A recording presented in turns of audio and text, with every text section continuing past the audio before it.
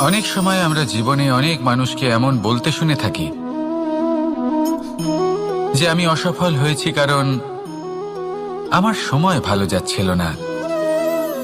আমি এই জিনিসটা লাভ করতে চাইছিলাম কিন্তু করতে পারলাম না কারণ আমার সময়টা ভালো যাচ্ছিল না।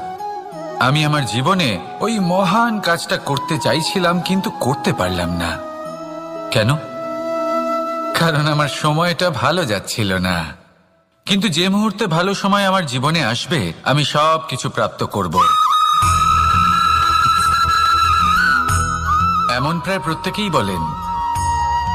আসুন একটা কথা বোঝা যাক। একজন মালিকে দেখুন, সে প্রত্যেক দিন গাছের সেবা করে, তাকে জল দেয়, তার যত্ন আত্তি করে। কেন? প্রত্যেক দিন সেই গাছ ফল দেয় না। সঠিক সময় এলে তবেই সেই গাছ ফল দেয়, কিন্তু প্রত্যেক দিন মালি তার